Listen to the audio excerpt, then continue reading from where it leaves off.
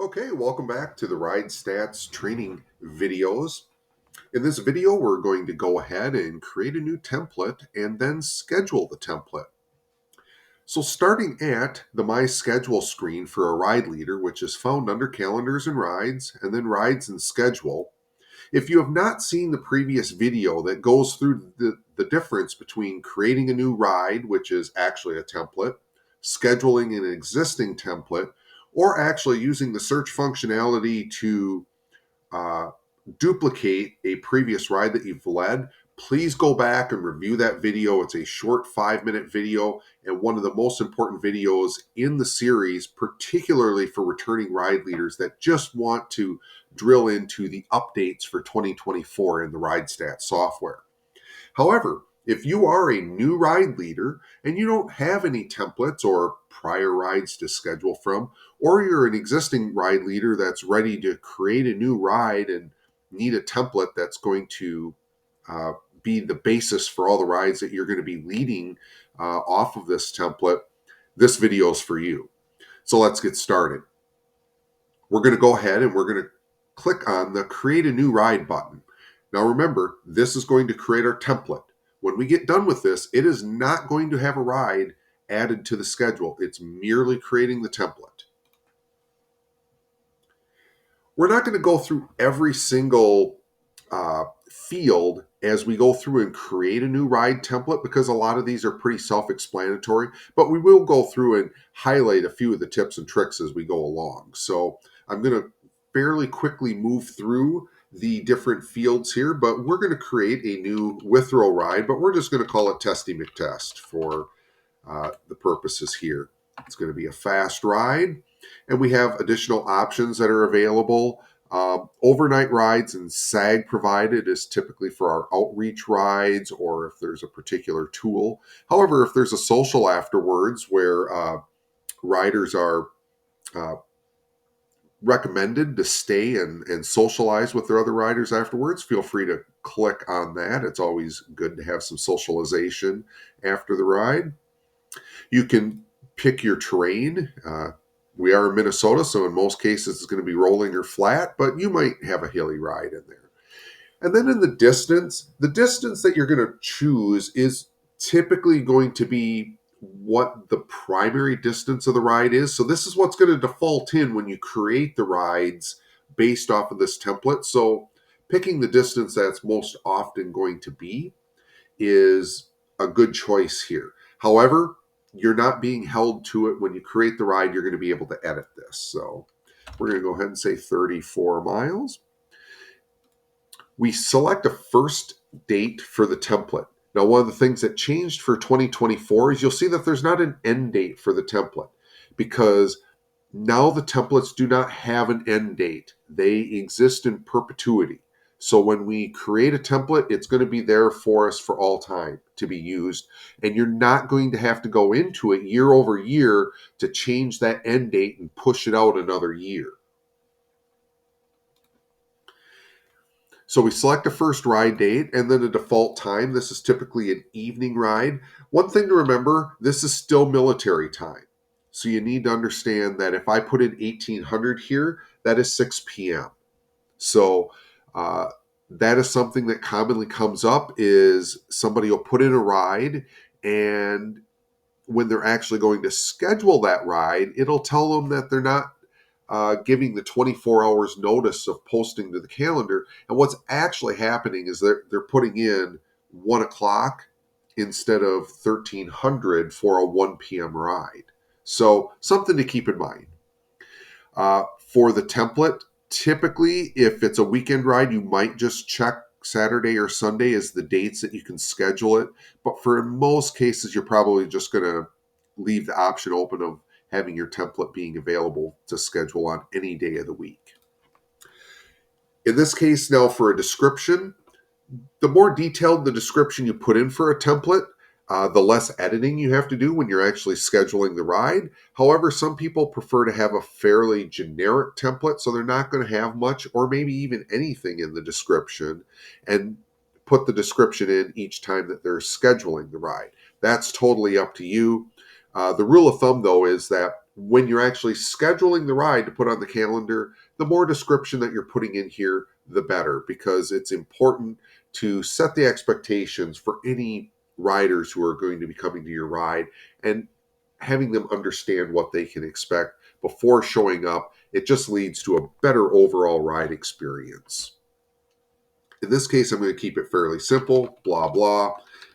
Uh, However, one trick that you might want to know is that in a lot of templates or even rides, you may have a short and a long option. And when you're scheduling a ride, it's going to give you an option of putting in a ride with GPS link, and that's primarily going to be the default distance for the ride. In this case, it's a 34-mile ride as I put in. However, I might have a short version of the ride so that there may be faster riders that are going to do the longer route and some slower riders that are going to do a slightly shorter route, and then everybody gets back at the same time, or they all hit rest stops at the same time. Well, one of the things that you can do that is really advantageous, and I highly recommend, is to use this little chain link key here. And this is for creating a hyperlink. So in this case, I'm going to click on link, and it's going to pop up a little box here. And in this case, I can put in what I want the text of the link to be. And I'm going to put short route, ride with GPS route. And now I can take that ride with GPS URL and I'm going to paste it in here. And when I paste it in, you'll see it changed it to HTTPS. But now what's going to happen is when I click on OK, this is actually now a hyperlink. And what's really advantageous to this is that when it's a hyperlink in your ride description, it allows people who have phones and ride with GPS on their phone is that they can click on this link in the ride description. It's going to open up Ride with GPS on their phone and allow them to do the wireless sync to their bike computer. So it makes it really handy to allow a rider to get to that Ride with GPS link, pin it, wireless download it, and that way you can have multiple routes on here and they don't have to try to figure out the web address and put it into Ride with GPS and figure it out. They can click straight to it. So again, it's right here. It looks like a little chain link. It is the link. Very advantageous to use. We're going to go ahead and move forward, however. And in the next part of it now is actually where we're going to add the Ride with GPS link for the primary ride. So in this case, this is going to be my 34-mile Withrow ride, which is this guy right here. Now I can do this one of two ways. You can see I've used the drop-down arrow, and in this drop-down filter is going to be all of the Ride with GPS routes that are in the TCBC Ride with GPS Club account. So any ride that you have saved as a ride leader to the Ride with GPS Club account is going to be available to pick within here, either when you're creating a template or creating a new ride. However, the other thing that you can do is you can go into here and simply paste in the Ride with GPS URL, and that works just as well. In this case, I am going to choose, though, from our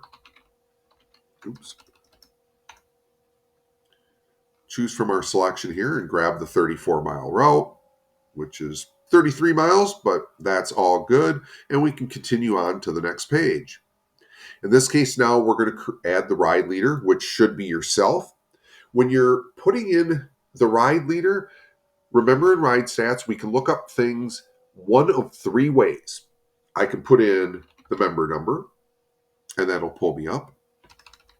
I can start typing in the last name, and that will pull up ride leaders that way.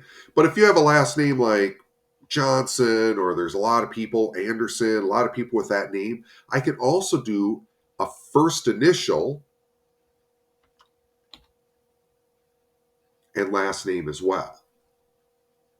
So in this case, for instance, I can do an LJ, and it's going to easily pick up Linda Johnson as opposed to all of the Johnsons who are in the club. So 3 different ways. And this holds true when you're uh, registering for a ride, or if you're completing a ride and you need to add more people, you don't necessarily need to know their member number. You can do it one of the three ways: member number, last name, or a first initial and then part of the last name.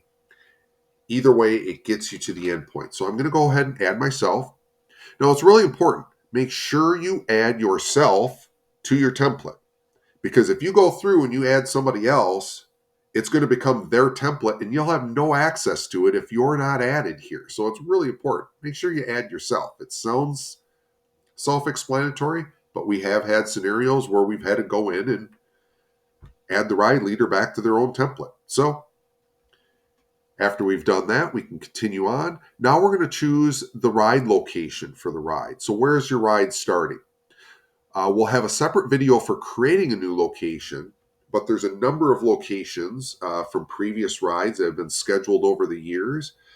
Feel free to grab one of those. In this case, this ride usually starts from Lakewood Hills Park. So I'm going to start typing that in, and it's going to see that it drills it down here. There's my Lakewood Hills Park. I can put that in. You can add as many locations as you want. So if you have a series that's going from microbreweries in White Bear Lake, there might be 2 or 3 of them, and maybe you use all of those for different ride starts for different rides. You can certainly add more than one. I happen to like coffee, so maybe once in a while I might run it from Caribou Coffee as well. In any case, once you have those put in, you're finally at your final save. So you have all the basic information that we did in the first page.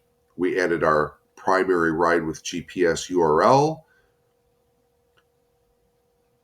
We've added our ride leader and the default locations. And then remember, in that ride description, we did the little tip for adding a hyperlink to your ride description. If this is all set, we can go ahead and click continue, and then we can do a bunch of things. So the first that we can do is save and then schedule the ride. Remember, we're creating a template. We haven't actually scheduled the ride yet. So the next logical step really is to save and schedule the ride.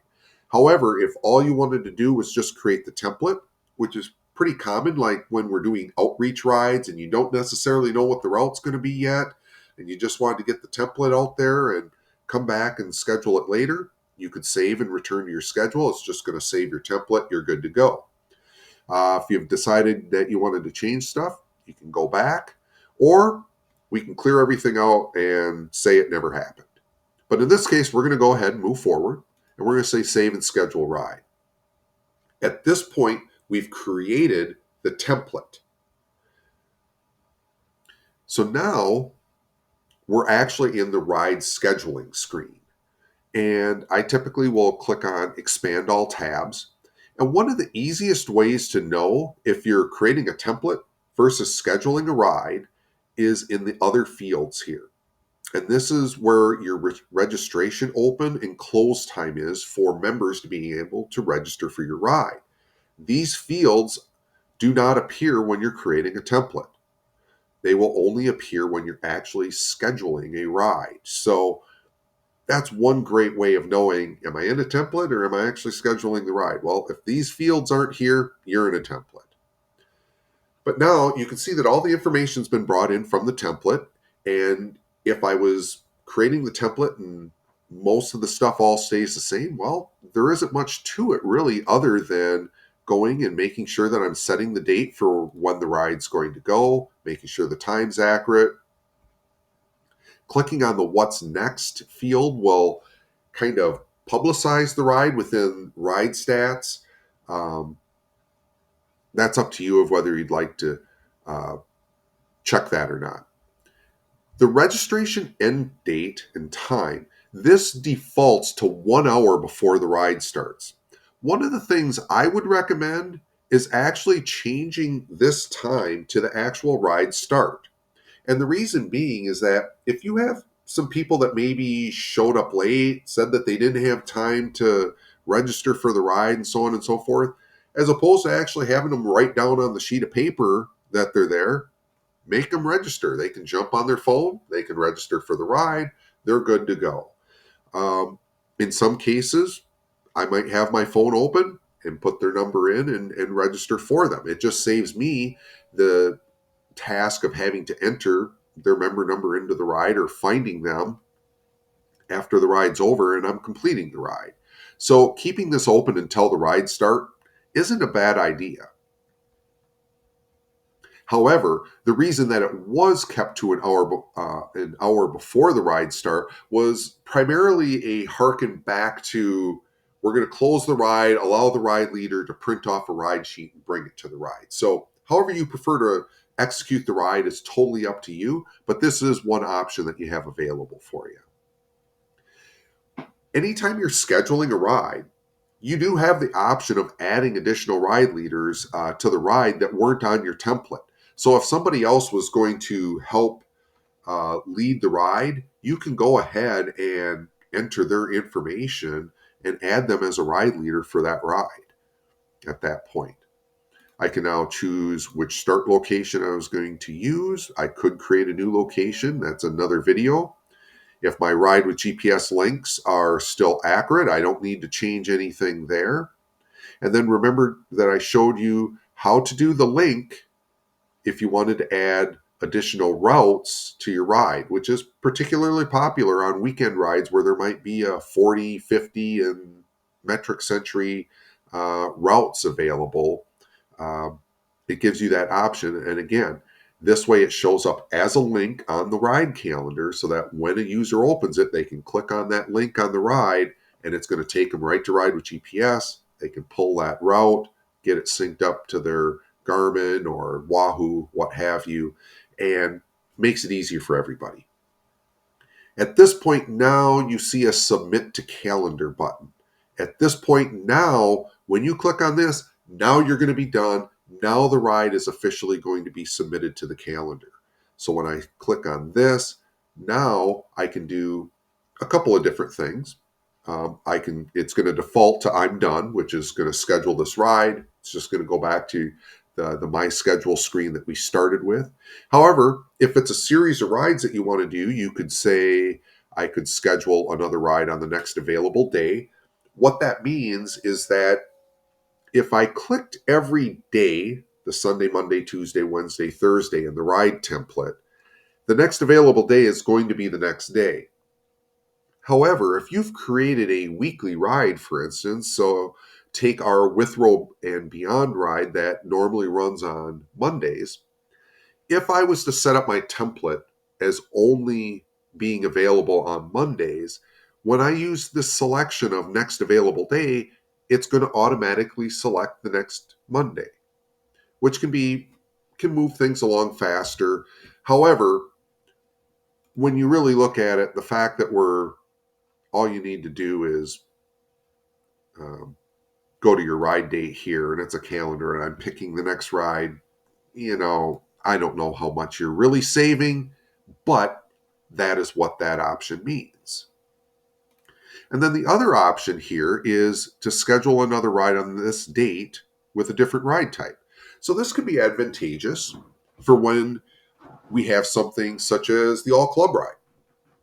So I have one template for the All Club ride. I do my scheduling for the AB, but now I need to schedule the B and the BC and the C. So in this case now, I can use this option. It's going to keep all of the information in there from the ride I'm scheduling right now, but I can go in and change it to B and do any updates there.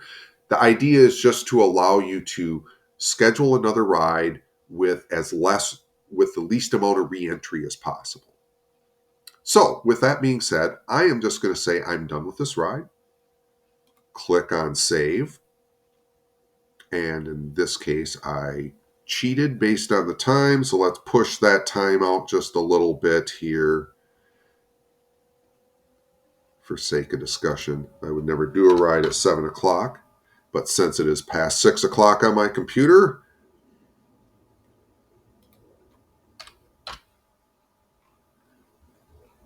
so I pushed the registration out to 7 p.m. And in this case,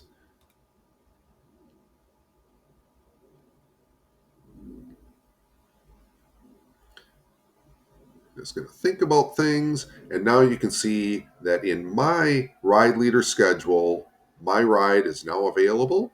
And if I was to click on the view calendar, we will look at this week. There is our ride. It is scheduled and ready to go. So this is a bit of a longer video since we were doing templates and scheduling the ride. I appreciate you staying with us the whole time. The next videos will be shorter and we'll talk about going straight from a template and scheduling a ride, as well as finding an old ride and rescheduling that.